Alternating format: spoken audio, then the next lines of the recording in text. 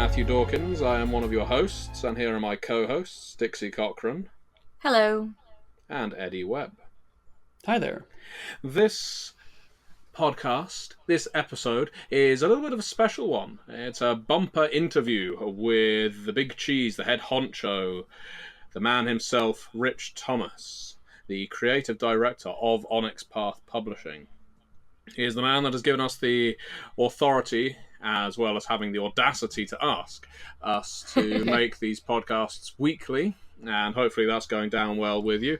But we have some questions to ask of him, of his past, of his present, and of the company's future. We'll be grilling him with some of the questions other people are afraid to ask. And, well, tell me, Dixie, are you a bit excited? Are you looking forward to this? Oh, yeah, I'm very excited. I like talking to Rich at conventions and things. He's always got crazy stories about, working at White Wolf and also just kind of how the company formed. So it'll be fun to kind of take some of those stories and, give them to the public. Yeah, hopefully everyone will learn something from this, and it'll help you understand the mind behind the man a little more. What about you, Eddy? What are your thoughts? Well, I mean, honestly, I've known the guy for well over a decade now, so I've actually heard most of these stories, sometimes many times. But I am curious to see kind of what you guys bring to this. And actually, hang on, I think Rich is calling me. And all right, he's got me. Well, that's our cue, ladies and gentlemen. Anyone listening right now, if Eddy has been dragged away, that is the signal. It is time to commence the interview with his abductor, Rich Thomas. Hello, it's Matthew Dawkins here with Dixie Cochran. Hello. And our guest, the special one, the boss man and the generalissimo, Mr. Richard of House Thomas. Rich Thomas, how are you doing? Very good, thank you. And, well, of course, this is your first time on the Onyx Pathcast. You've spoken to us a lot of times. How do you feel about the audience being able to hear your voice, being able to, in a sense, interact with you directly? Because not every boss, not every creative director of a company has that much contact with their audience. I mean, we've been doing that for years, though, so it's not that unusual for me, or I think for anybody who works with Onyx Path. I mean, we've been reaching out to people for a very long time, and really having great conversations with our community during that time. So it's kind of just more of the same and more fun. And you've interviewed me before in your crazy YouTube channel. Not that crazy. It's slightly eccentric, I suppose. I do pretend to be a vampire sometimes, but don't we all? Exactly. I guess, well, what we have got scheduled for this interview, we do have questions from the audience, and we also have our own questions. Some of this will be freeform. Rich isn't prepped on everything that we're going to ask, so there will hopefully be not too many awkward silences, but if there are, we will have an emergency question to throw in to get things back on track. And I suppose the first question to ask is, with a bit of a preface, most of us know that you started off with White Wolf Publishing. That's correct, isn't it? Yes, sir. And what was your title when you first started with White Wolf? Ooh, way back, I think it was just straight up art director. And how long did you retain that position? So when White Wolf was growing, it was growing at a crazy pace, like 300% a year. And the needs of management continued to grow, so the titles continued to change and mutate like a horrible creature.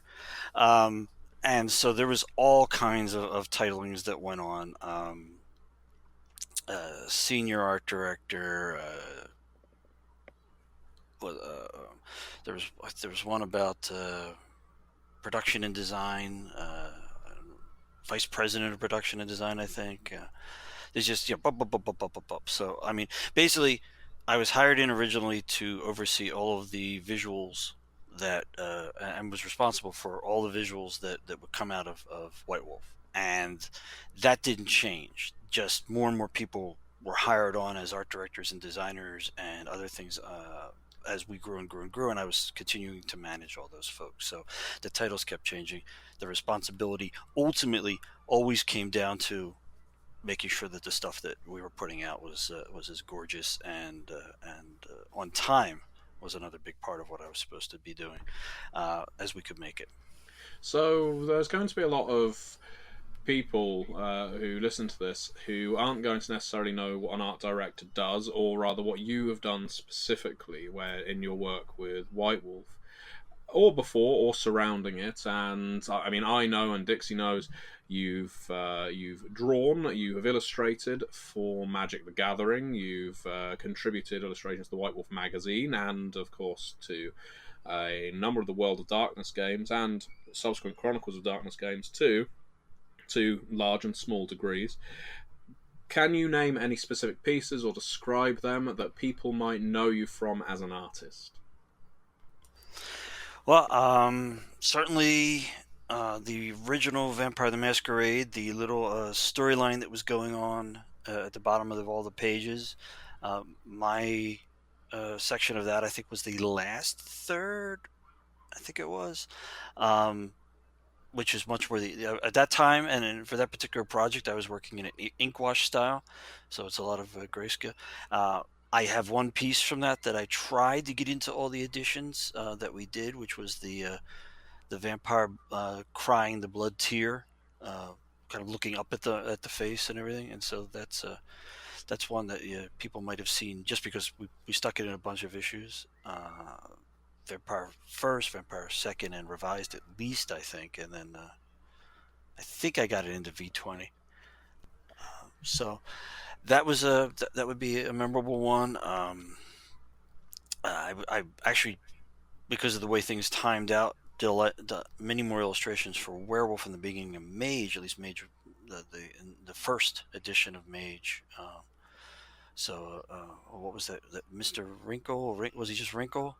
But I think it was a Paradox Spirit or something that was all wrinkly, and it was a lot of fun to draw. So slightly different style, and that's one of the things that my style tends to be pretty variable depending on what project I'm working on. With Magic the Gathering, I was very lucky to be in there at the beginning. One of I think they call the first 49, the first 49 artists who worked on the first set, and the blue elemental blast, the red elemental blast, which I think was at least of a couple of years ago. They were still it was actually still in the decks, still a legal modern deck, and then Black Vice was the big famous one. That was the one that really everybody seemed to relate to. They all seemed to like the little stuffy doll guy who's stuck in the vice, and then of course I had to put him into other things as I did more art for Magic and do worse things to him, have him ripped apart and set on fire. And poor guy. Kinds of, little guy. But it's what the public demanded. So, so that was sort of the one that people kind of come up to me and ask me to sign those cards over and over again. Yeah. So I have to assume that people like something about it. Maybe it's just that it's a really great. They're great cards to play. I don't know. Yeah, I don't know. I think there's a lot of nostalgia, obviously, for the earlier Magic cards. There's a lot of really great and really interesting art that went on with them. But also, I think it's interesting because I know a lot of folks, like fans, and even myself for a long time, didn't realize that your background was art. Because I knew you as Onyx Path Publishing and the creative director. So I thought of you more as words than art. Well, I mean, I was trained through till college as a classic artist, doing painting and drawing in a fine arts sense, and then decided when I went into college that I would like to eat and didn't want to. I was a good waiter, but I didn't want to be a waiter all the time. So studied graphic design and a lot of art direction. School that I went to had that as an offering, and I took a lot of courses. And then kind of fell more into the art direction end of things for a while, and wound up when I graduated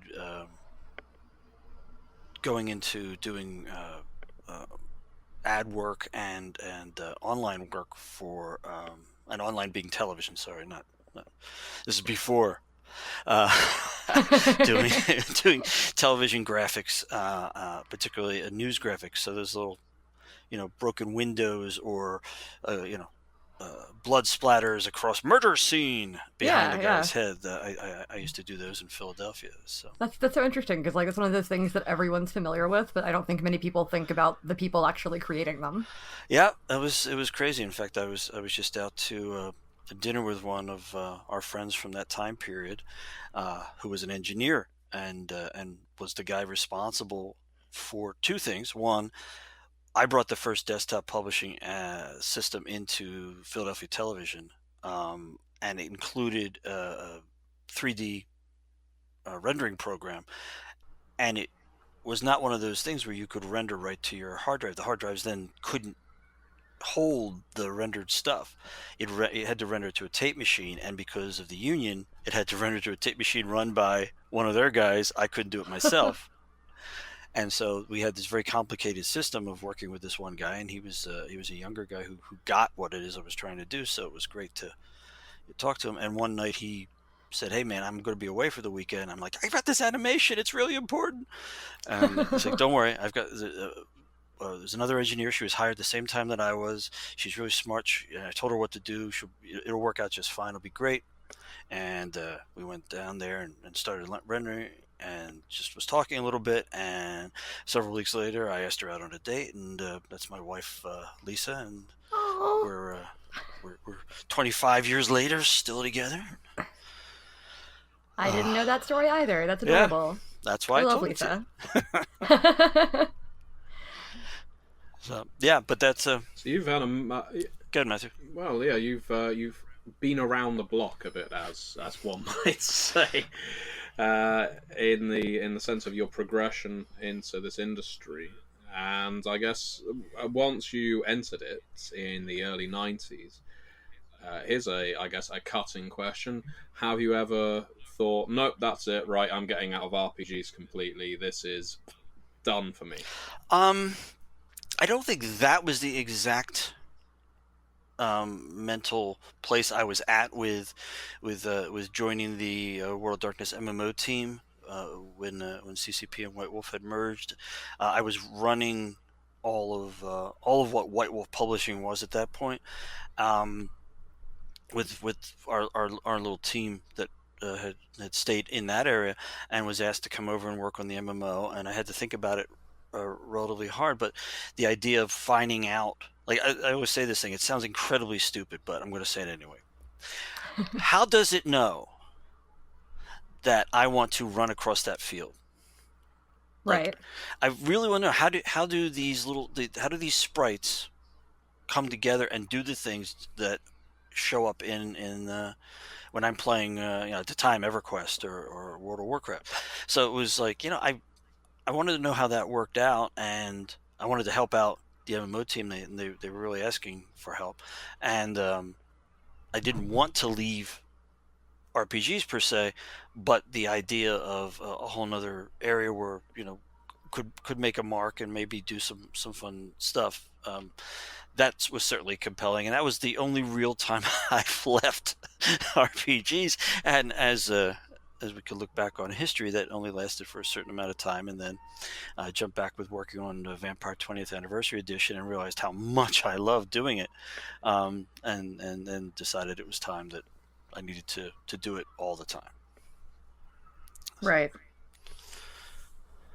Those are interesting questions when it comes to MMOs and stuff, though, because I think a lot of people don't think about all the little programming and questions that go into them. You just open your game and you either press your controller or you hit W to walk forward, and that's just kind of normal now. But I like to know how things work, particularly creative things like that. Right. So what brought you, talk a little bit, I know you talked about it before, but maybe a little bit about the formation of Onyx Path as a company. I know it's kind of been covered, but since you are the guy, as it were. And also even, is there a story behind the name? Because I've never heard one personally. Oh, yeah. So, it brings up a lot of post-traumatic stress disorder, really. But I don't want to do that to you on was the a very- podcast, obviously. It was a pretty tough. Well, if you talk to anybody, talk to Mike Chaney. I mean, it was really a rough time. It was a rough time for particularly people who'd been through White Wolf, who devoted a lot of their lives to making it the awesome place that it was, and the incredible Right. worlds that we created together. And then working on the MMO was a little bit of a bad time.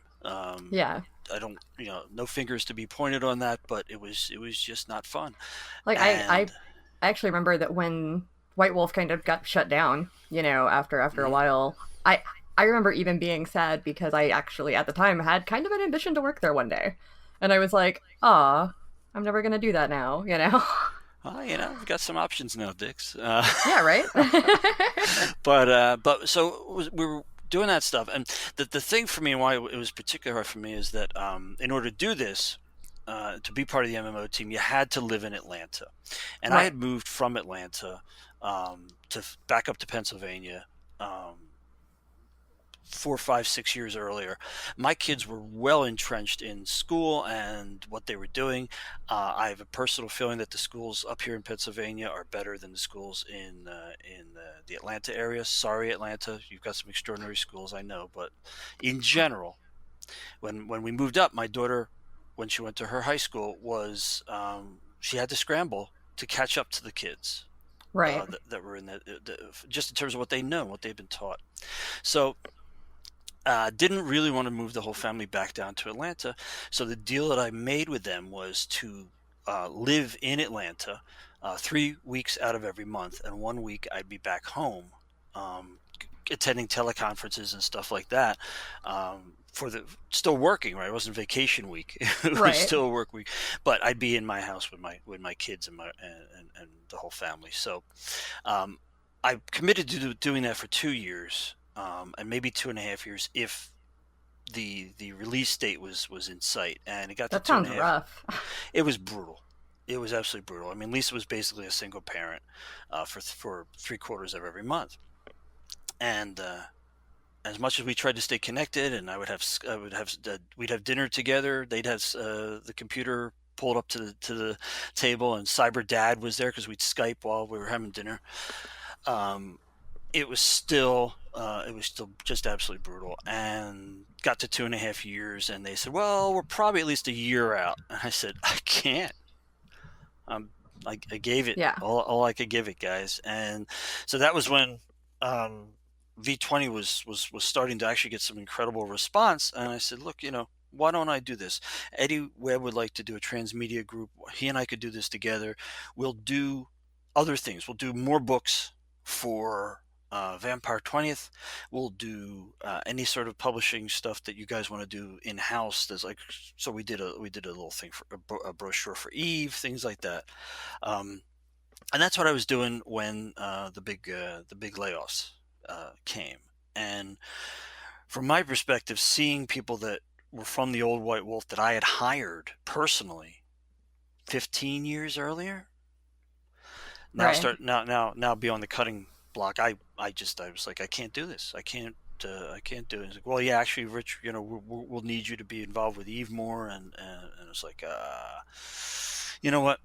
I should go. And I was talking to Mike Tinney, who was the president of the North American branch of CCP, which was, White Wolf. And he said, look, Rich, let me talk to these guys and we'll get you a good thing. Because I said I want to start my own RPG company, and I said, okay, well let me talk to these guys about a license. I'm like, what are you talking about? He's like, maybe we could get a license for some of the games, and then you'd have something to start with. I was like, yes, that would be great.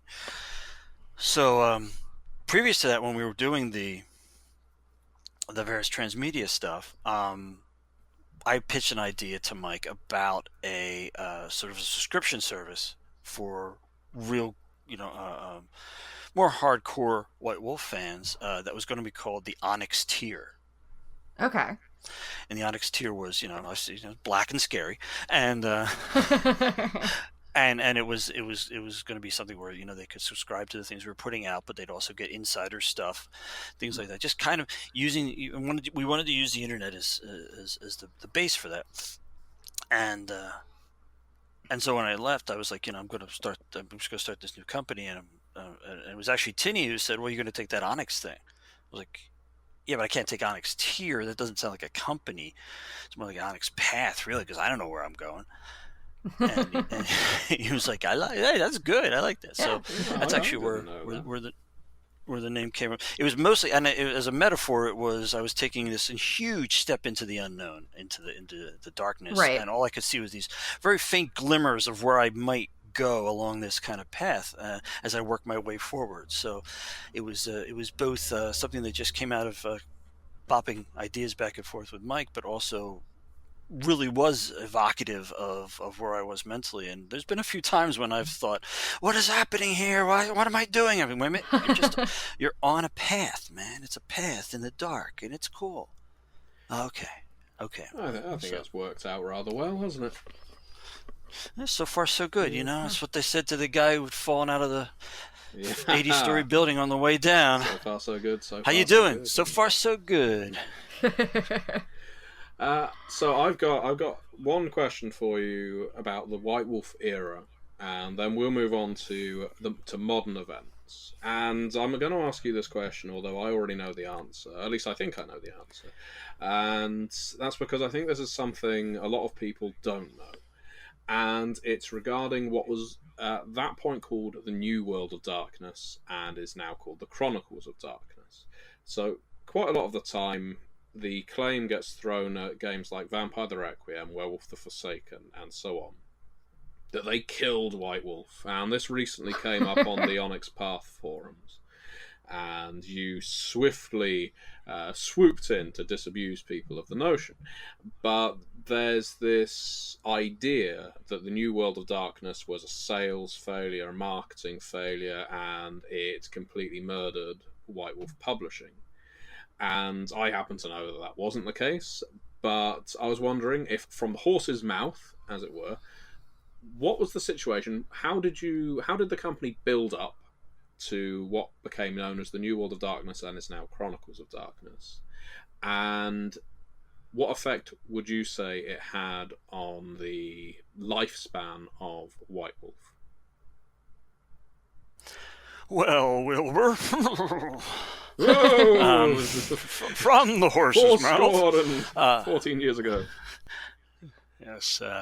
So, I did really feel like I mean, people have their own feelings about it, and there's absolutely no point in trying to argue someone about their feelings. I mean, you feel like the New World of Darkness came in and destroyed the world that you had devoted, years and years and years of your efforts and your creative experience into, and I can't make that better for you or give you an explanation that's going to be satisfying. But the idea that the New World of Darkness killed White Wolf, though, that was something I felt I had to step in and say, no. I mean, there's so many other things that are coming into it, and the funniest thing of that whole discussion that was on the forums is simply that I wasn't even pro New World of Darkness when it was. I was one of the people arguing against moving to the New World of Darkness back in the day. I was just fine with doing a 4th edition, and there's nothing wrong with that. Call of Cthulhu's had 11 editions. I don't know, people understand. It'll be great. But the biggest argument against it was that just doing a 4th edition was continuing to give us diminishing. It would just continue to give us diminishing returns. We'd have a spike with the initial books, and then everything would kind of settle down to where sales numbers were for the World of Darkness, which were not great at that point. I don't know if we were oversaturated. I don't know. I really don't know why sales were going the way they were. I do know that game stores were going out of business on a daily basis. Bookstores, the chain stores, were falling. I think the somebody gave us some numbers a while back, and not being a huge numbers guy, I may not be able to remember this exactly, but there was something like we lost 700 bookstores like in 1 year. Right. those are our two big venues. I mean, drive-through was not a big thing. It was getting it out into the game stores and the bookstores. So comic book stores, included with game stores and stuff. So there was a marketplace collapse that was occurring. We knew we were getting hammered by the nascent computer game MMO market that was coming on very strong, since most of us were playing one or several MMOs. Right. We kind of knew that people were doing it, and that simply was taking time away. Plus, it gave you the ability to hook up with friends in groups, kind of the same way getting together at your house and playing would. So there was a lot of factors that went into it, and it was felt at the time that if we just did a 4th edition, we would just kind of go up and then come back down to where we were. And, okay, we could drift along for a little while later, but at what point does it become something where we have to start firing people and doing layoffs and stuff? And we're really trying to take care of everybody, because we're not huge at that point. We're nowhere near at the size we were at our maximum. So there's very much hey, we don't really want to get rid of anybody. So New World Darkness was proposed. Destroy everything with again, and there was certainly a level of cinematic satisfaction with the idea of all the Gehennas and apocalypses all smashing into things. Whoa, this thing is done! Yeah, they completed a story. That's pretty cool. For RPGs and RPG settings and worlds, maybe not the best approach. And so what happened was that New World Darkness hit huge. The first, huge. Stuff was selling like crazy, and then the supplements dropped back down to where World of Darkness was, and then ultimately, or where it had been, and then ultimately down even below that, as either this continuing erosion of the marketplace occurred, or people decided, no, I don't really want this, and went back to playing, Vampire 2nd Edition or whatever they were, what their chronicles were set in, and anyway, that I don't think it killed White Wolf. I think it by not being a home run, it contributed to sort of an inevitable erosion of what we were, and that would whether it was a good idea to do the New World of Darkness the way we did it and all those other sort of factors. Those are very debatable things, but I just don't see that.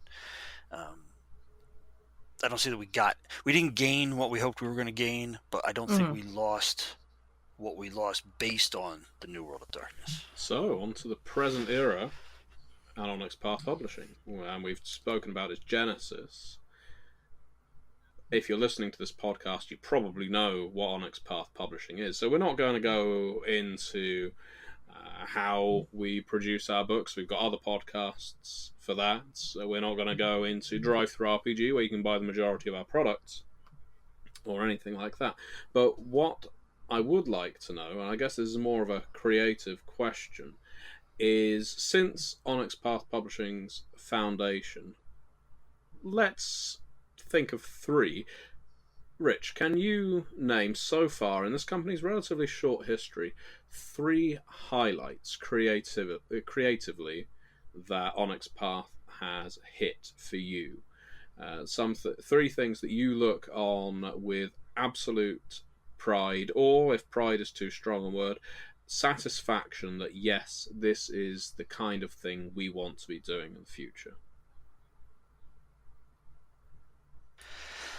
Well, boy, that's interesting. Because I could give you my personal kind of, hey, I'm really glad we did this, or I could look at it more from as a publisher, what was good things for us to do. But I'm just gonna, as usual, as you both of you are well aware, I'm just gonna sort of spew a bunch of thoughts and. That's all right. We'll edit them out. Yeah. Just put in verbal bullet points. Anybody ever wants to know what it's like to be in the Monday meeting? It's just Rich spewing thoughts for 2 hours. Exactly. In no particular order. The full metal die cut through Werewolves Ultra-Deluxe, the Werewolf 20th Anniversary, so Ultra-Deluxe, was something I had wanted to do with the original Werewolf. And being able to do it because of the support of the Kickstarter backers was phenomenal. That very, very difficult to find a way to do it, but we eventually did, and I'm very, very thrilled with that. That's a nice thing when you have a creative idea and we can't do it. I'm so frustrated, but we put it aside for a while, and then 20 years later, look, technology says we can do this. Let's do it.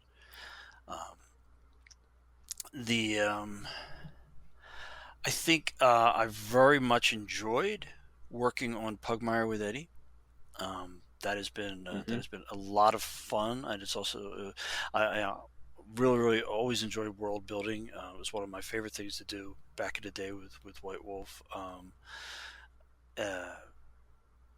As we started to actually create worlds versus populate a world that's just like ours except darker, I was involved on all the creative teams that did Exalted and the original Aeon and pretty much everything from that point on.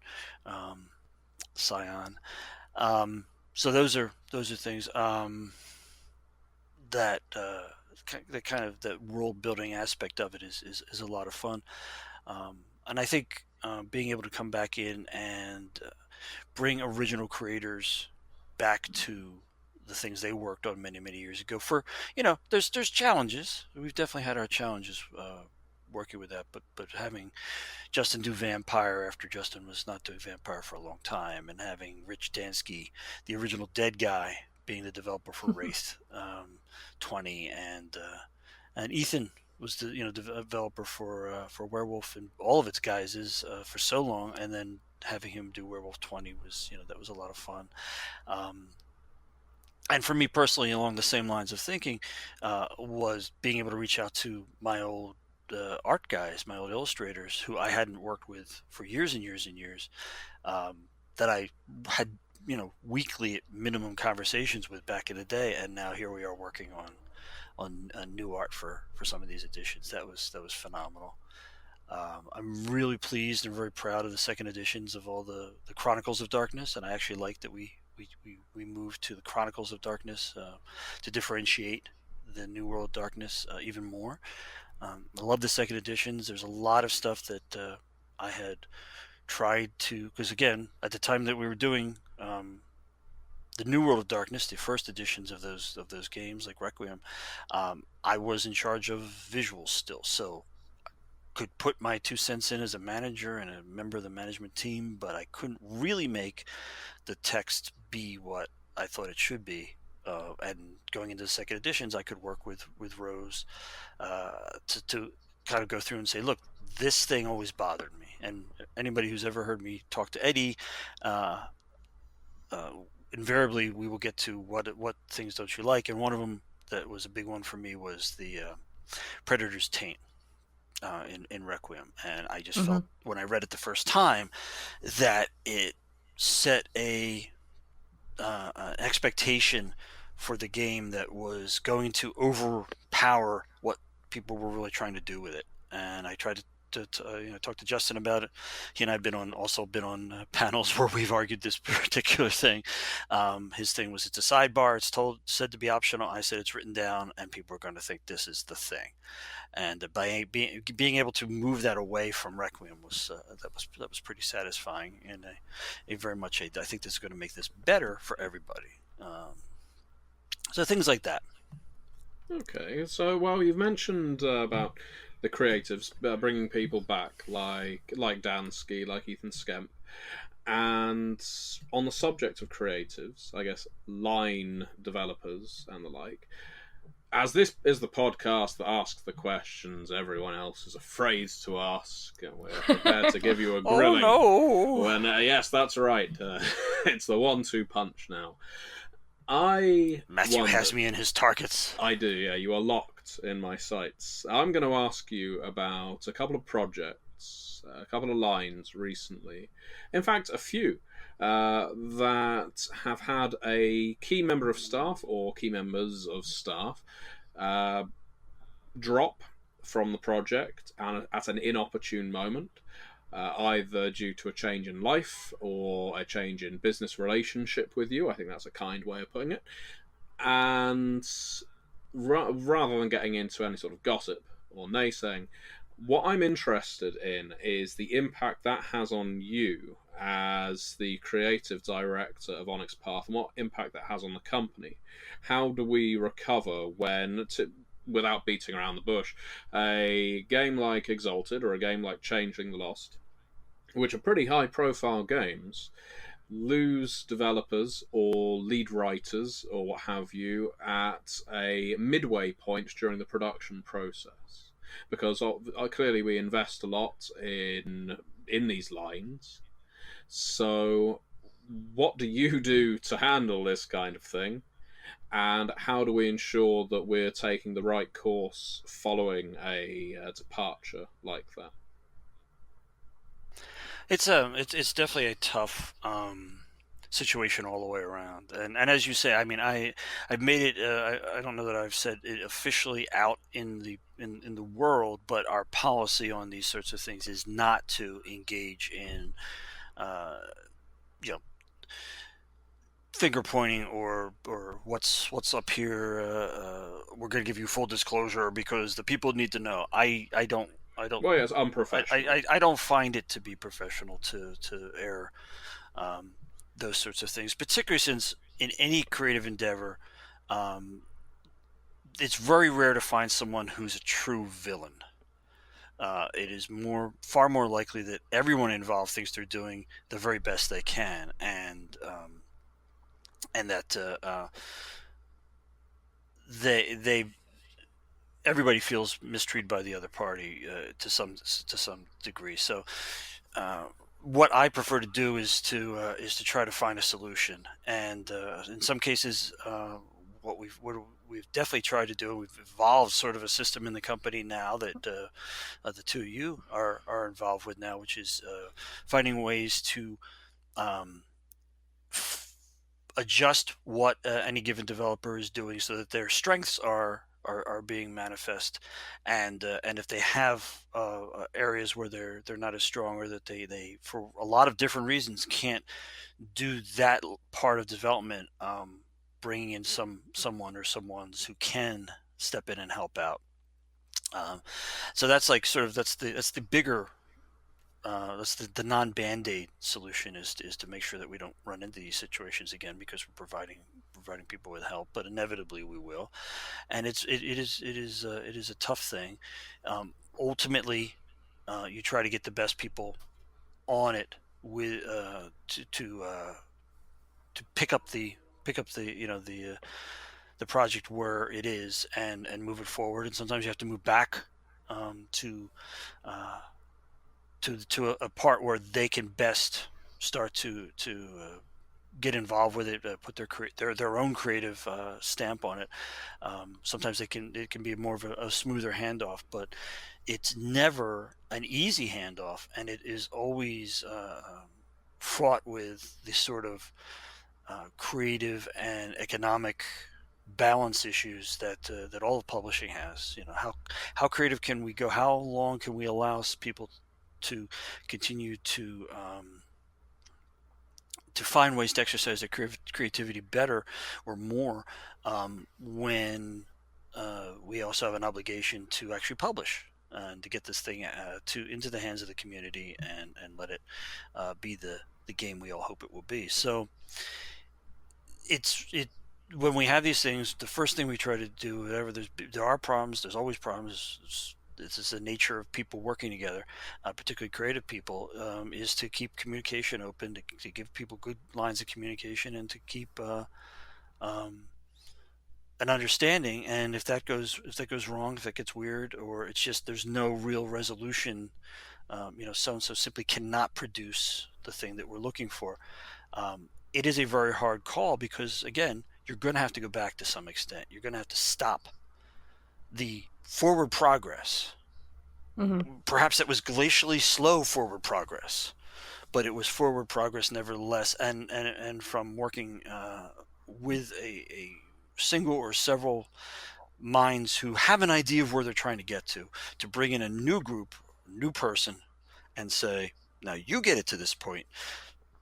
It is you're always going to be losing months of time, and that's So that, again, like I say, it goes back to that balance of, well, is it better to lose months of time and get this thing to the point it needs to be, satisfies what we are trying to publish and in a reasonable amount of lateness, or do we continue on with the situation, maybe not get what we want, maybe even goes later, maybe eventually, we look at the same amount of time and go, nothing has occurred. We don't, you don't know what your situation is there, and massive judgment calls. I wish it was as simple as saying, you're late, I'm firing you. But A, I don't like doing that. B, I don't think that's fair, because we're talking about creative people. We're trying to create in the midst of everything else that's going on in their lives. It's not just somebody down the hallway who's employed by the company and this is what they do 8 hours a day. Right. It's a much it's a more complex situation when everyone you're working with is freelancers, and so I like to keep that in mind. And then finally, if you just fire someone straight off, there are all kinds of ramifications. There's ramifications to the project itself, like I just was talking about. There's employment and legal ramifications that, and now as everyone, is aware of all the opportunities that people have to air their commentary and their grievances. There's ramifications to the community. So Right. it's because especially like we have a couple people on the who backing the Wraith 20 Kickstarter. Wraith 20 is very late. The majority of that problem has been because Rich Dansky's job, instead of getting lighter, which is what we had anticipated when he was originally hired for it, it was they actually, all the quiet that was going on that Rich thought was meaning they were going to tell him he wasn't going to be doing as much, was actually them putting together plans to tell him he was going to be doing twice the amount of work that he was doing at the time, and flying him all over the world and all kinds of stuff like that. So everything that could happen that goes wrong, and at the time Rich was pretty insistent that he had it under control and he could keep going. He's an old hand, and I felt that he had a better take on that than anybody stepping in could. And then of course having that his overall feel for Wraith, and that was what we had gone to the Kickstarter for, and had a few backers who were very, very vocal about when this thing started going late that he should just be fired. Just get rid of him. So, well, I'm not going to do that. So now I'm the bad guy, right? Because I didn't fire this guy who's probably the best expert on Wraith there is. So yeah. Well, yeah, you have to take a risk, you take a gamble, and you decide, is creative vision more important than getting it out on time? And I mean, I would say, with a certain amount of bias, I guess, because I worked on the book, that it was worth keeping him around. It's definitely always worth keeping Dansky around, because the work that he does is superb, and it's taken a while to incorporate the errata we've received for that book, but thank goodness that we got the errata that we did. It's an interesting... It's very interesting the way these relationships with developers and writers work out, the way we handle them, the balance between maintaining, I guess, professional coolness and also wanting to maintain personal relationships and that kind of thing. I guess that in a sense that's similar in any company, any business, but in the RPG industry where we all pretty much know each other, we all go to the same Right. conventions, and we may not be working with each other for this company, but we'll probably be working with each other for another company.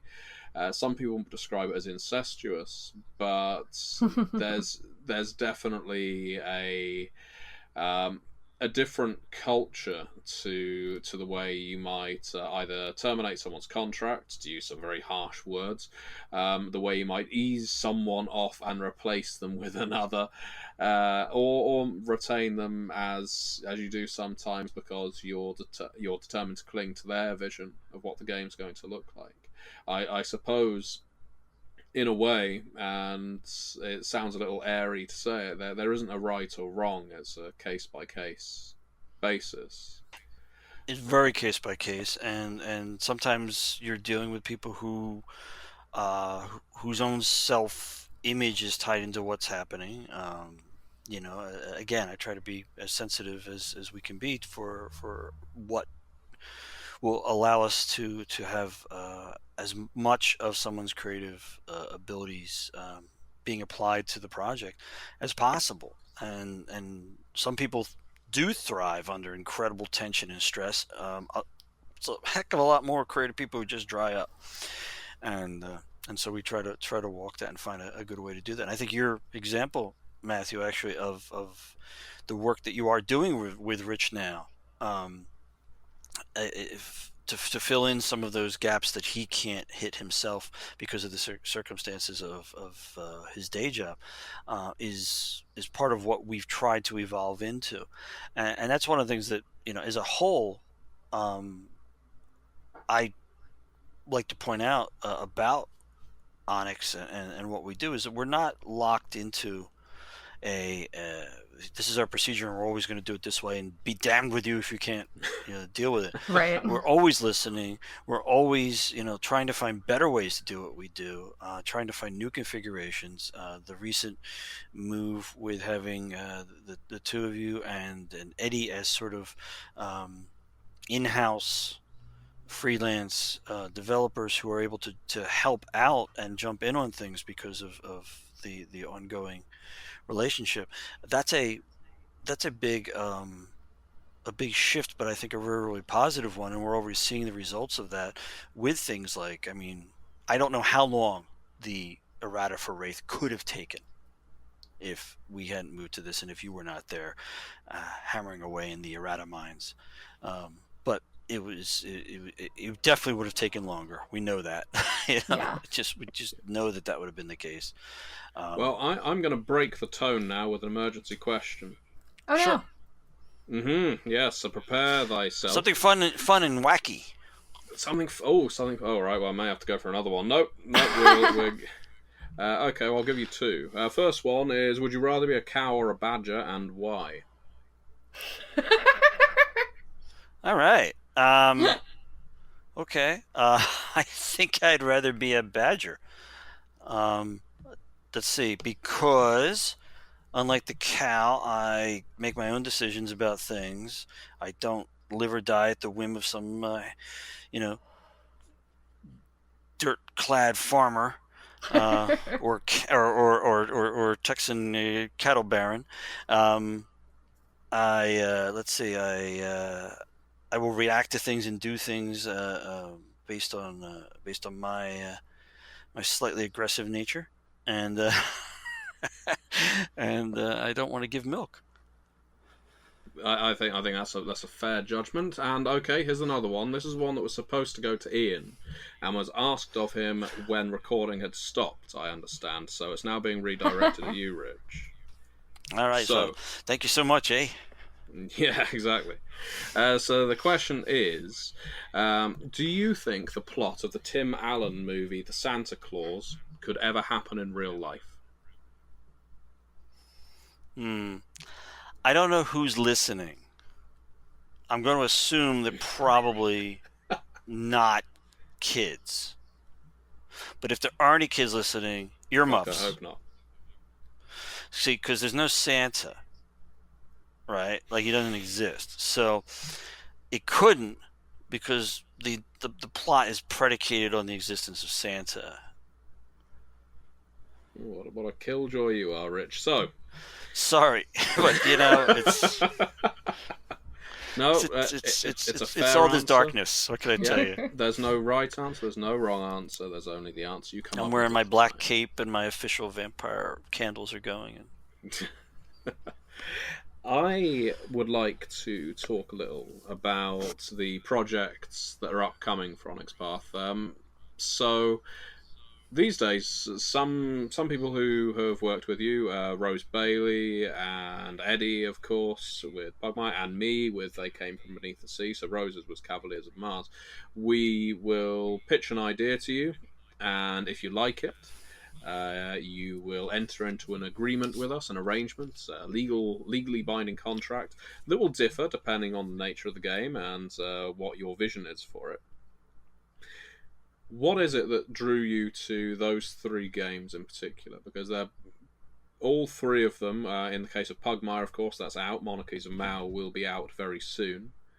And Cavaliers of Mars isn't too far away, and They Came From has just moved over to you and Eddy for what is essentially manuscript approval. So, what drew you to these 3 games? Well, I'll do it chronologically. Cavaliers was the first independent non-White Wolf IP project that was pitched to me. It was pitched fairly early on. I don't want to say within weeks of announcing I was going to do it, but pretty early. Rose has had it in her head for quite a while, and I really liked it because it was a very, very tightly focused concept on Rose likes pulp heroes. Rose is a modern person. Rose has a way to bring the pulp hero things that we like into a modern role-playing game, and it's on Mars. And then finally she ended it with a tagline that I always like a tagline. I like to have something that can get people's imaginations going before they even know what the thing's about.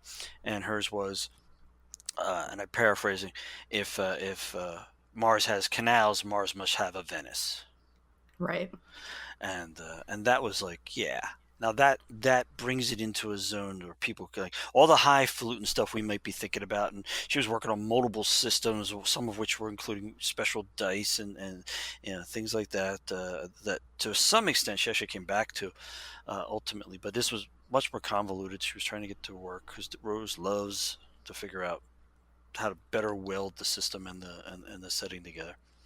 Yeah. And and so that was really interesting. Plus, knowing that Onyx needed to grow, even something that I always saw Cavaliers as, I've told Rose this a million times, I saw as a jewel box. As a very, very personal, she has no objections calling it a fantasy heartbreaker. It's something she's had in her mind for a long time, and we could make it happen, and we could make it look really good with the expertise that Onyx has. And so for me, it was like, okay, well, this will be our first thing like that. And because she was so, personally involved with it and so interested in it, it also made me think about the idea of doing some games where we didn't own the property. We didn't license the property per se. We partnered up with a creator and created this thing. And I really like that, the creator-owned aspect of what we could do, which is something that we would pretty much not have done in the White Wolf days. So it was a way that I saw of starting to adapt to other things we could do because of our size and my personal ability. Just go, yeah, let's do that. Didn't have to have a committee meeting for it, so that was pretty cool. Then, like I said, Pugmire, Eddy gave me the pitch to Pugmire. I read the pitch. I got to the Code of Man, and I just started both laughing and going, "Oh, this is a winner." I don't know how to tell you any other way, but it felt right. And he was sending it to me as a friend to check it out, and I said, "Is this a pitch for Onyx? Would you want to work with me on this? And if you don't, you have to promise me I can draw for it." Because if I can't publish it, I sure as hell want to do some illustrations of these fantasy dogs. I thought, yeah, I actually saw the pitch for Pugmire because he was showing it to me as like an example, and yeah, it's really good. I was like, yep, I would have wanted this. It was totally a good thing. Once, like I said, the Coda Man was what made it for me, because that just, it seemed to encapsulate in a very literal form the lives these dogs were leading at this point in their civilization and their development. So that was really, really big. And then Matthew, when you pitched, they came from.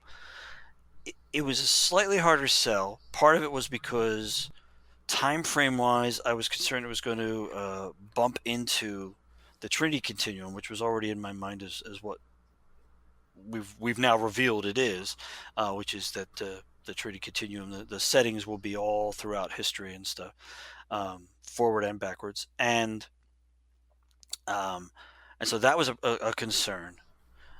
It really wasn't until we got to the idea of the quips and the interactive nature of the game is providing you with some of these that are basically canned, but you choose when to put them in, and then it gives you good things back. And it's not just your character necessarily, although character is the one you're focusing on, but you can be throwing some of these things out just to amuse the people at the table. And the idea, I always say that comedy is one of the hardest things to make work in an RPG creation. Right. Because people will, no matter how serious the game, somebody's going to crack a joke at that table. But to program it in, to make it happen, very, very hard. And there's the handful of games that make it actually work are very limited. And the one that comes to mind always for me that is built into it is Paranoia. Yeah. Right.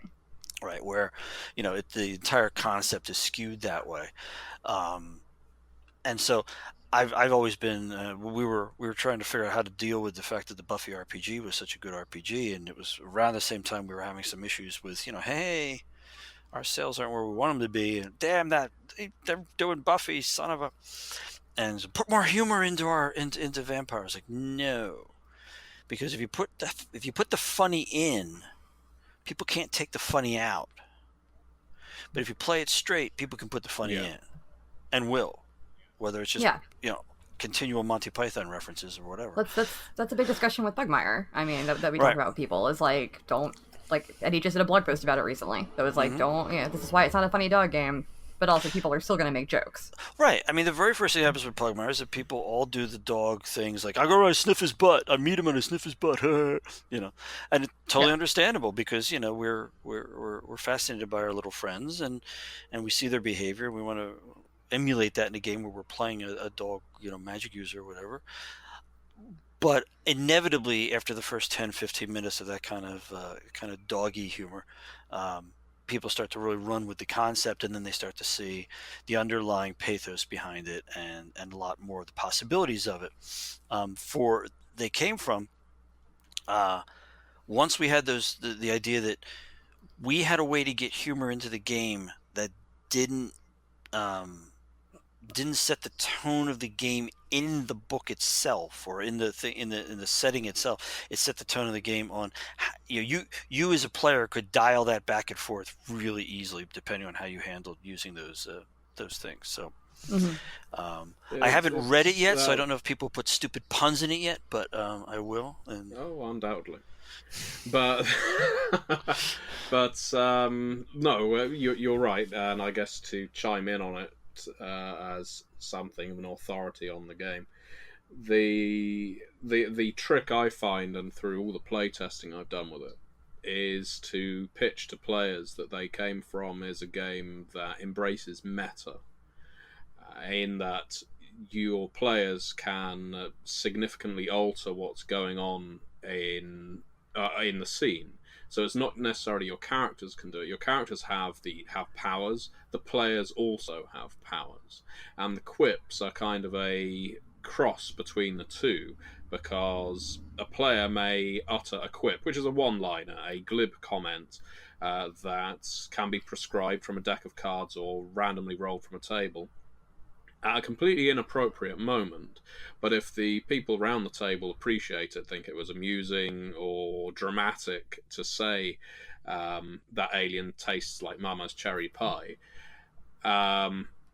you get bonuses for it. You get rewarded. And you also have your incredibly meta abilities, your cinematics, that allow you to insert deleted scenes. So if you forgot to do something in a previous scene, you can now narrate that your character did this because there's a deleted scene. Likewise, you can cut straight to black if you're about to face Centipus, say 100 tentacled octopus that's damn guaranteed to devour you. Cut to black, you appear somewhere else. You don't have to explain how you got out of that situation. Your characters just did, and your characters won't comment on it. It's purely for the players to know, and the characters not. So it plays on the humour that already exists at the table, but puts it in as a mechanic, basically. Incorporates it, yeah. Yeah. So with that grandstanding out the way, we should probably have a look at the at the questions that our faithful blog followers and forum mate commenters left for us. Dixie, would you like to lead on with the first one?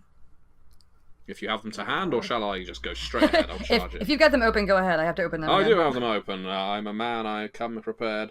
So, Rich, first question, most common question, but one I'm sure everyone is dying to hear. Do you have a favourite vampire clan for Masquerade or Requiem? This is from Nicholas Milioni Gravina Abdu.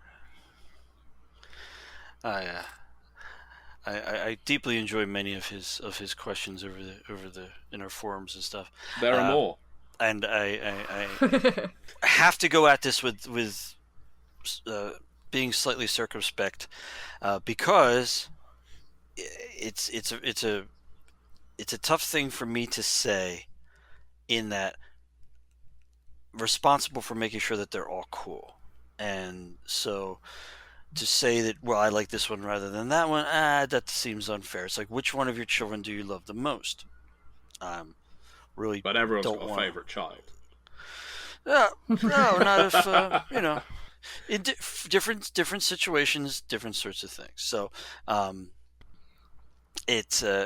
people ask us all the time. I know that some people have their canned responses. I'm going to go with a reverse, and I'm going to go with the reverse specifically, hoping that Neil is listening, because the worst clan ever is the Salubri. Oh no! Yep. I hate them so much. Tried to kill them off. Yeah, Diablerist, Scum. Yeah, the Tremere were too kind. And every time we tried to kill them off, we ordered Neil to kill them, and he, we wound up having 3 different kinds in Dark Ages because of it. It's like the Hydra, you cut off the head and you get 3 more. So, yeah, but no, I mean, I like I said, I get that. I get the question a lot. I've had fun playing most of the Masquerade clans, in one form or another.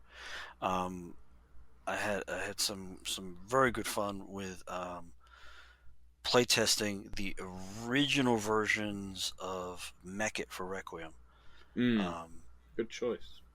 Yeah, very cool. Because I mean, having played the others, I didn't really want to. I wanted to see what the new thing was going to be more like. So that I had a great time playing Malkavian, and for Eddy's, Eddy had a long-term online game that we started up around when V20 started, and I think it went on every 4 months ish, every 3-4 months we get together, and I think it went on for like 3 years. Wow. Wow. But I played this hyper little, kind of the stereotypical stoolie guy. Like, I even had a picture of a guy that was the bartender in the demon bar in Buffy. Oh yeah. Right. It's a little nebbishy little dude. And it was really, really fun to play someone who was getting information that no one else was getting, because of who he was and how it affected him. And it was, I didn't play him as straight up as an addict, either a blood addict or a drug addict or anything else, but he was definitely of that being compelled sort of thing, and he was good. I mean, a lot of the guys who we were playing with took him as comedy relief because he'd wind up screwing something up or whatever. We got to the final big showdown, and I think Eddie would correct me if he wasn't in the closet still tied up. He would. I think it was a big showdown with the Sabat finally showed up, and blah blah blah, and that's who's been behind this all the time. Oh no, blah blah blah. And I did something where I jumped onto their leader's back and propelled them into one of those fire burning trash cans and held him in there. Oh, lovely! By the ankles. No, I mean on top of him, like holding onto the sides. I was burning my fingers, but wouldn't he couldn't get leverage because I was over top of him and holding him in there. And we got done the scene, and it was dead silence. And then Alyssa, who was playing our big tough Bruja, goes, "That's one of the scariest things I've ever been part of."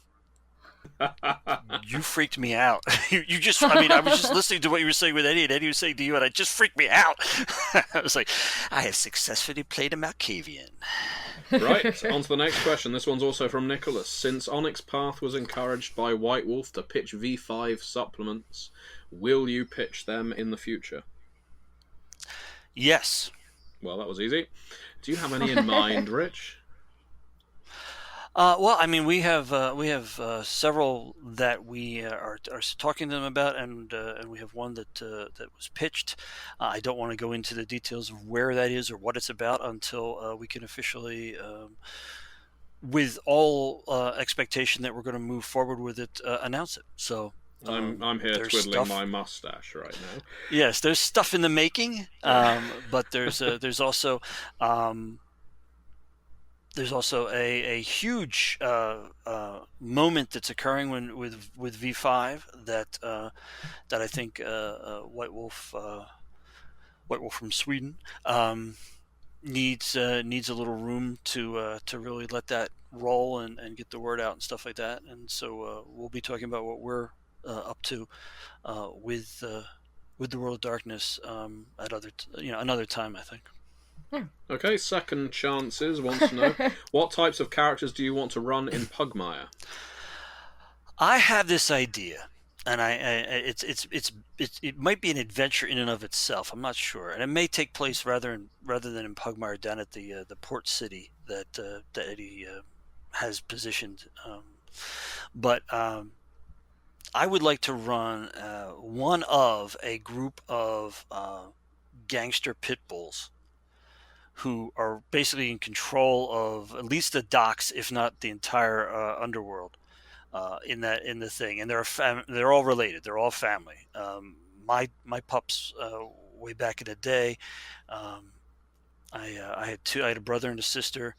They had 8 siblings, and each one of them was unique. They were so different in their personalities and their markings and stuff, but they all kind of had shared this slightly pushy attitude, and they were fantastic dogs. And I'd like to work them into a thing and then be able to play one of them. Not necessarily the ones that I owned, although I could play Sergeant Pete. That was our male. He was big, leather collar with spikes, who wouldn't hurt a fly. Just such a sweet. He was really very much a mama's boy, but and not terribly bright. And I think he'd be a lot of fun to play. So that's straight on. That's been something that I've been thinking about for a while, of incorporating them somewhere into it. I am the king of interruptions, so you'll have to excuse that. Oh, I'll interrupt right back. We've also, you go ahead, and I'll just keep interrupting you. This will be a perpetual loop. I believe This is how we form some kind of time paradox. Anaximander asks, regrets, I've had a few books you didn't do that you should have, books you still want to, but it never seems the right time. This is actually quite a convoluted question, so let's boil it down to do you have any books that you wish you had released but you never got the chance to? Well, I guess the biggie on that one, and again, I don't mean to throw this in because it's just a reality. This is how things happen when you have a license. I was looking forward to doing Vampire 4th Edition, as we announced it, but that just that was not possible because just as we were gearing up to move even further into it, Eddy had done a bunch of preliminary work on it. The whole property was sold to another company who wanted to do their version of a new Vampire the Masquerade, and that seems eminently fair. That if you buy something, you should be able to run with it. So, but I would have liked to have been able to have had that come out because I think we had a lot of good ideas, and some of them I think from what I've been able to see from where V5 is going, I think some of the direction that we might have been going in terms of kind of bringing the game into this century I might see those things in V5 at some point. I might be reading too much into it. And Tyler asks, do you play Onyx Path's games, and is it weird to play your own properties?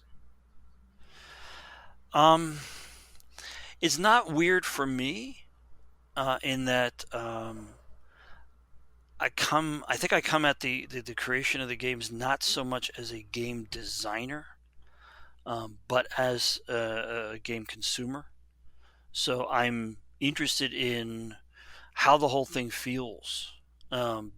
Like even when I send notes back, and I know Matthew has certainly seen these, this doesn't feel correct for what you were trying to achieve here versus this is unbalanced, or this +1 should be a +2 or things like that. So I think it's a little weirder for people who have actually built the nuts and bolts to play these things than it is for me, because I'm into, what kind of great story can we tell. Justin has a great quote, Justin Achille, from one of the conventions we were at, where he said, how many people sit around talking about how 20 years ago they had this amazing dice roll. They talk about what happened. They talk about the event. Oh my God, this is so cool. And then we knocked down the prince. Yeah, I can't believe we got all the. It's not the emotional impact which is what I'm looking for from these games. That really is rarely systems based. The systems get you there, and they're very, very important, but that's not what I usually respond to. So when I'm playing one of our games, I'm having a ball. I usually only really get a chance to do serious playing when we're at a convention, and then I can sit in on something.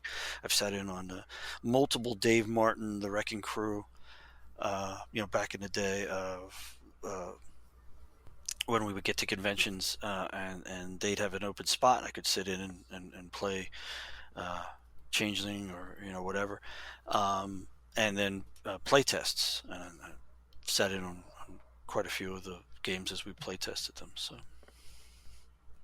Okay, Thomas M asks some inside business knowledge here. Have you pitched Hunt of the Reckoning 20, Mummy the Resurrection 20, and Demon the Fallen 20 to White Wolf? And do you have any indication of how likely those projects are to be greenlit? I don't. It's really up to them. We have submitted many pitches, and those were included in those. We are not working on them currently, so. It is really up to those guys to give us a green light. It's their those are their intellectual properties, and what we can do with them is what they allow us to do with them. So. Okay, that of course isn't a direction to you, the listener, to start harassing White Wolf by email, telling them to let Onyx Path do it. But you can if you want. So Yodo asks, not Yoda. Although I could do this in a year. And could you reverse all the nouns and verbs? Okay. Oh,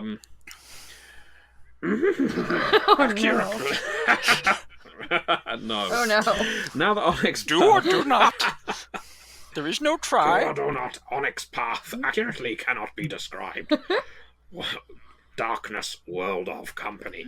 Anyway, now that Onyx Path can't be accurately described as the World of Darkness Company, how do you hope your fans will describe you, or Onyx Path, as compared to other RPG companies?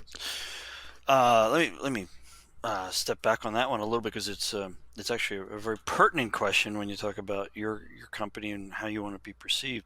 So we spent a lot of time in the first few years of Onyx Path aiming our marketing towards and our PR efforts towards telling people we existed and that we were doing the White Wolf games that they had loved, and that essentially White Wolf was not dead, because there was a huge sort of commentary stream of White Wolf is dead, White Wolf is dead, that's it, it's dead, blah blah blah blah.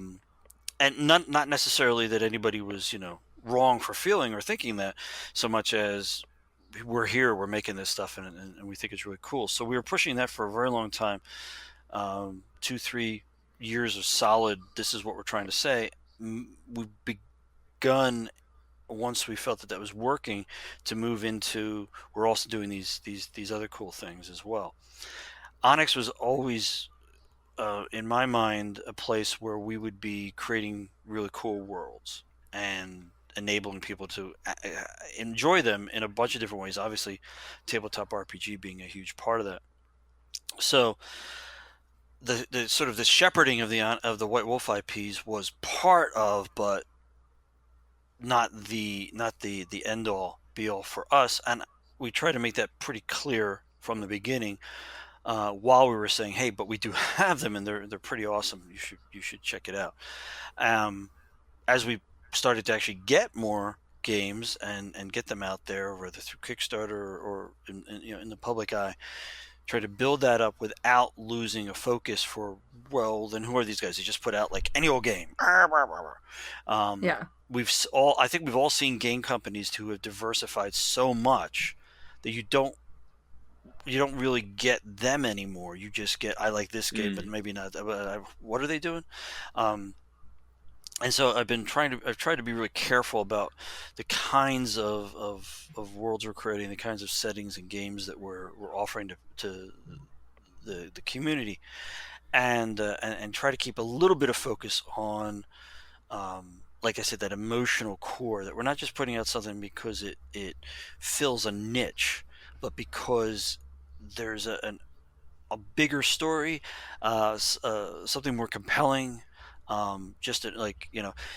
Similarly, we were talking about they came from, your experience playing that they came from is probably going to be different than your experience playing, say, a Trinity Continuum adventure. Right. So kind of the time period thing, because we're going to be providing you with a different world in which you can be really meta in it, and you get benefits from it. So that's a toughie. If we wanted to say, what do people think of Onyx Path, that's the company that puts out that game that I love, would be my thing. Whether that's a license from White Wolf, Exalted, any of the the World of Darkness, Chronicles of Darkness, or is it Scion? I love Scion. Oh, they're doing the new Scion. That's what we want. We want people to know that we're treating this thing that they love the way we love it. So. Okay, we've only got a couple more questions. I'm going to skip another one of Yodo's because we've kind of already answered it. So, Yodo, one of your other questions was, as you are the closest thing this company has to its very own Kane, so I guess you murdered someone for this role, which child is your favourite? So I remember I read that, and I don't think I'm Kane. More like Methuselah, maybe. I guess, I just think Mark Reinhagen would be Kane. But then child as literally, which one of Kane's childer is my favorite? Me personally, And in that sense, are we talking about games, characters? Yeah, I was what? very unsure as to what answer was. I hate to break apart a parse he was question. He was talking about which of your Onyx Pathers, be if you are Kane, presumably your child are the other people that work for you and with you. So it's the popularity contest now, Rich, and we're not letting you go until you answer. Which child is your favourite? I know it's not going to be me now. Okay, specifically between me, Matthew, and Eddy, right? Yes, yeah. The rest are siblings, cousins, twice removed, that kind of thing. Well, remember that last question way back when I said, just like asking you which one of your children is your favorite? Yeah. There's no real answer to that. So it's Eddy then. Okay, right, we'll get on to the No, last Eddy's one. I don't think if he was my favorite, I have him tied up in a closet, so... Well, that's why he's tied up in the closet. So, final question from Troy, and then we will conclude with some quick fire questions, as in, I will pose say a word, you give an immediate response. Psychological testing. We'll wrap up. Oh, great. With psychoanalysis. So, final question here from the fans, which is from Troy. If you could create a product for any property, which property would it be, and what product would it be, and why? So yeah, I read that one. I think that was from the blog, and that is I have been going around on that, and since I read it, it is it's an interesting question, but it's also a really tough one. Like the properties that I really love. I mean,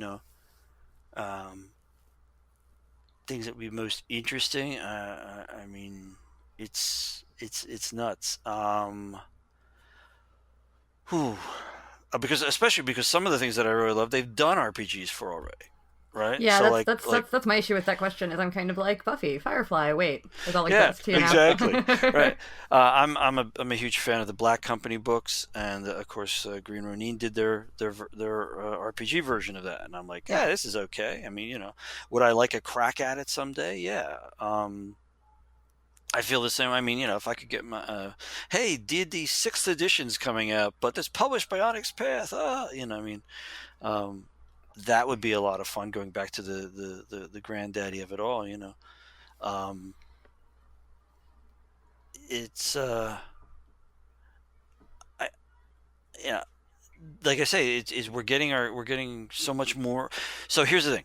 When I first started in doing all this stuff, when I was going down to the science fiction bookstore in Philadelphia, which was the only store that only sold science fiction and fantasy, and they were all mostly hardbacks and a lot of paperbacks just stacked over and over, and you're looking for the yellow spine because that meant it was Daw, and Daw had good things like Michael Moorcock's Elric. The geek community was very encapsulated, and you didn't know that somebody was into it unless you actually saw them walk into that store, and so it was really hard. And in regular media, forget about it. You read comic books, what are you, 7? What's wrong with you? Now I've got this complete collection, and I've got them all polybagged, and they're really cool. And then similarly, like I would not have dreamed that I could go into almost any restaurant and go, yo, Legolas. Yeah. And the people would know who the hell I was talking about. Now you do that all the time. I do, and then constantly. I go, hey, it's me, Gimli. So, where you been? You've got Mike with you. It's me, Gimli. Yeah. So, when we talk about what kind of property are you really into, I could have answered this easier, like 20, even 10 years ago, when it was, well, maybe 20 years ago, when it wasn't that things are all over the place. Hey, you know one that I'd like to do a role-playing game for? And I know that she says we can never do it, but I'd like to do Harry Potter as a role-playing game. Oh, yeah. Yeah, that would be quite amazing. Yeah, but she doesn't like the idea, and I'm sure that at one point one of our vampire LARPs probably interrupted her in some part of her life, and she identifies that with all of our role-playing games now. But well, we will leave that question at that then. Casting J.K. Rowling under the bus for not having the pushed same under the bus vision by a that bunch we of did. guys dressed in black capes. And Exactly. So we will finalise with word association to cool down. Following the path of Carl Jung, and trying to get a bit of an insight into the crazed mind of Rich Thomas. So he starts with the basics. Home. Love it. God.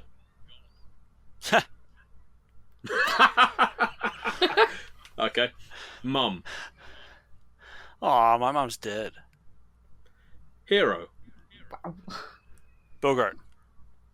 Batman. Hero. Planet. Earth. Gen Con. See, now I can't say what I normally would say, which was first thing that came to my mind was drinking. But we promised not to stress that aspect of conventioneering. Mm. Well, no, that you've already answered it now. I know. Hoisted by your own pint. Vampire. Bloody. Drive-through RPG. Steve. Friendly local gaming store. Oh, man. Rare. Mark Reinhagen. So my first thought was, dude. Chris McDonough. Which I don't think has any relevance whatsoever, right? Chris McDonough. Jackass. The Wick brothers. You gotta separate them. Okay. Stu Wick. Wonderful, wonderful guy. Steve Wick. Terminator. Eddy Webb. You know, so the first thought of mine was Pugmire. Wow, I'm conditioned. Yeah, you are. And I've known Eddie for 15 years, and that's what came up. And you know what's coming. Dixie Cochran.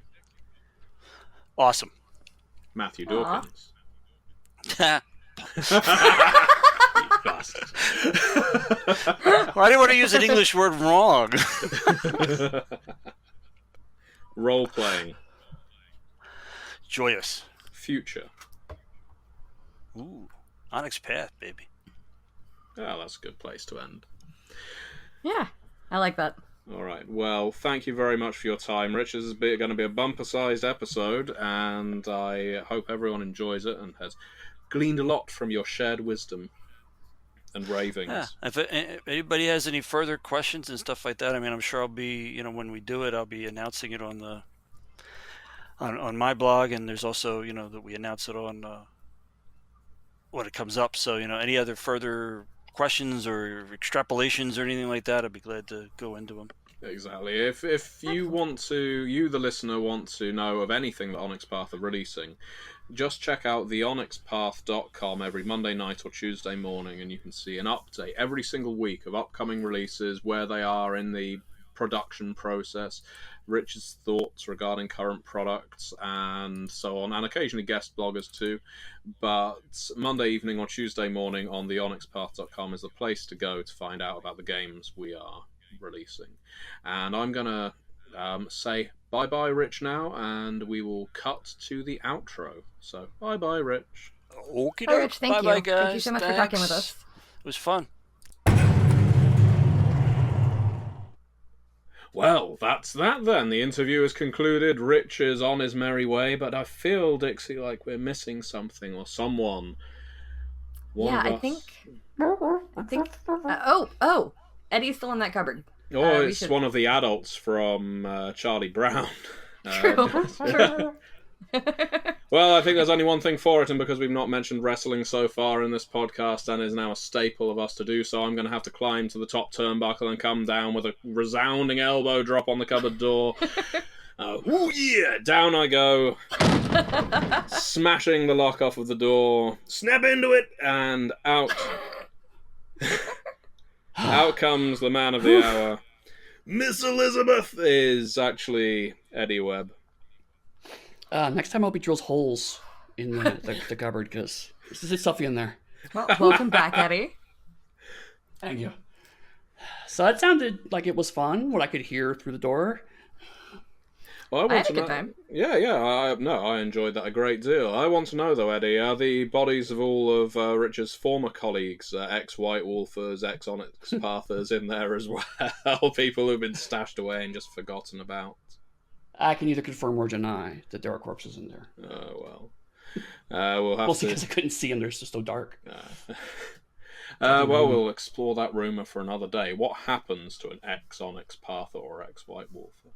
But no, I really enjoyed that. Like you said in the intro, Dixie, it is always fun talking to Rich. He's a man who, when you get him on a plane and can start talking, he's running his goddamn mouth and won't stop. But it's always interesting to hear. He always has something innovative to tell us.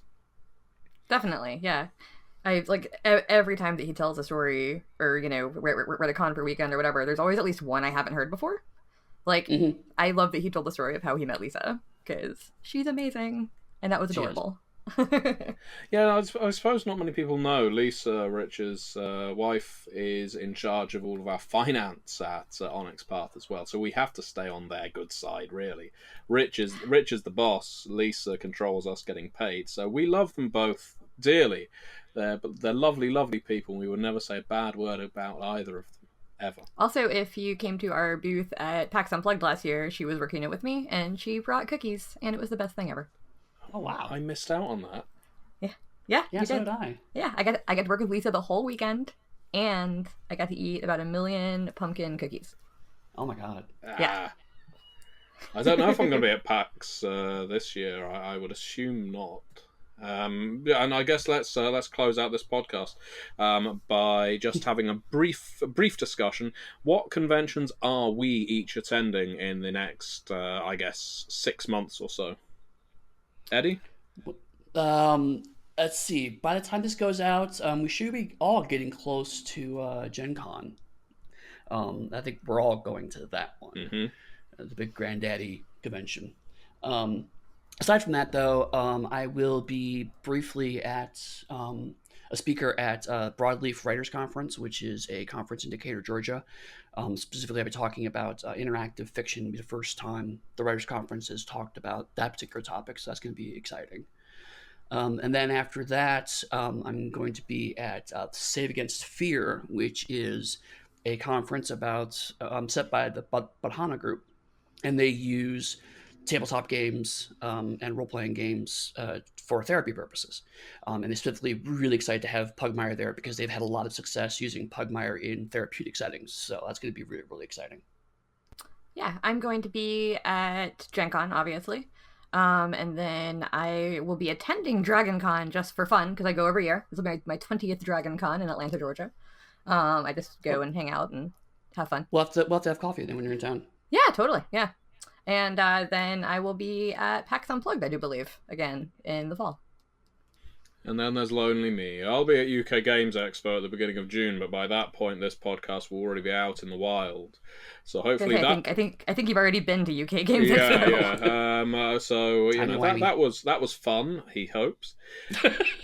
There was a slight moment. The part when you got drunk was really weird, though. Yeah, but other than that, it was great. Slight moments of trauma. There's some things I just can't mention. The thing with the watermelon and the spikes. But beyond that, Gen Con, of course, I will be attending there. We keep mentioning it. I'm not going to be... God, I hope I'm not going to be crossing the Atlantic again this year for more than Gen Con. I love America, obviously, but the travel can be a bit of a drain. It's not the flight so much; it's getting to the airport. That's the thing that always gets to me, because. Oh, really? Yeah, well, I always have to catch a train up to London and then change to get to Heathrow or Gatwick, and that's always a pain in the arse. And not many other airports in the UK fly to the US. But anyway, that's a moan for another day. And then, of course, I'm sure all or most of us will be at Midwinter at the very beginning of 2000. Oh, yeah. I didn't mention that one because you said next 6 months, and I was doing the math. Well, yes, but by the time away. this will be out, it will be within 6 months.